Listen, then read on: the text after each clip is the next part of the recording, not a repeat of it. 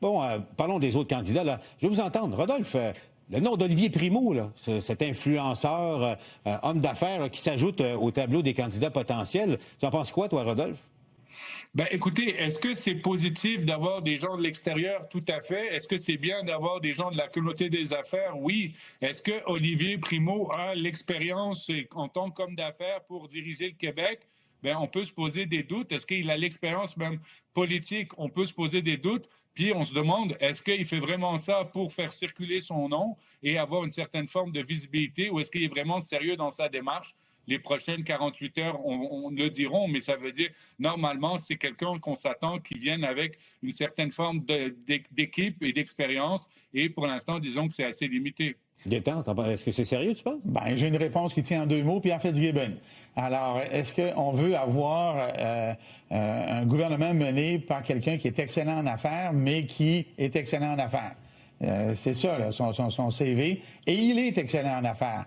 Est-ce que ça, c'est gage de succès politique? Parce qu'on sait qu'en politique, il n'y a pas juste un dossier, il y en a plus qu'un. Alors, c'est ça ma réponse. Okay. Alors, tu sais, Gaétan, on me souffle à l'oreille. Est-ce que Olivier Primo chasse le faisan dans ses temps libres? C'est une bonne question. Comme le faisait Pierre où ça se passe. Je peux l'amener là, d'ailleurs. Oui. N'importe quand. Es-tu allé, toi? Ben, non, pas. Je ne veux pas. Mais je fais le tour de l'île-province. Okay. Il y a un endroit qui a un nom qui est sur un lac.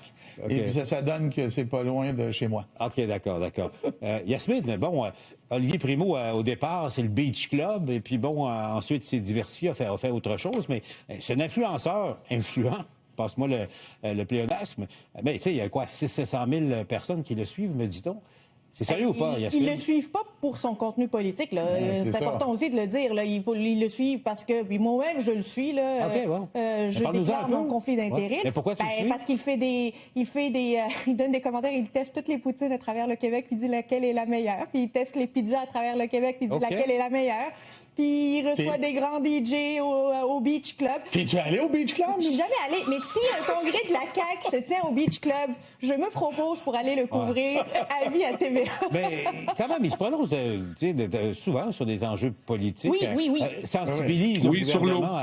Sur l'eau. Notamment, sur le fait que... Mais ça ne lui enlève rien de ce qu'il dit. Ce qu'il dit sur la politique est très intelligent et très structuré et très intéressant. C'est récent, son intérêt pour la politique. C'est à peu près 1 an, 18 mois où il se prononce sur la politique. Ceci étant dit, la personne qui va être élue chef de la coalition Avenir Québec ne sera pas juste chef de la coalition Avenir Québec.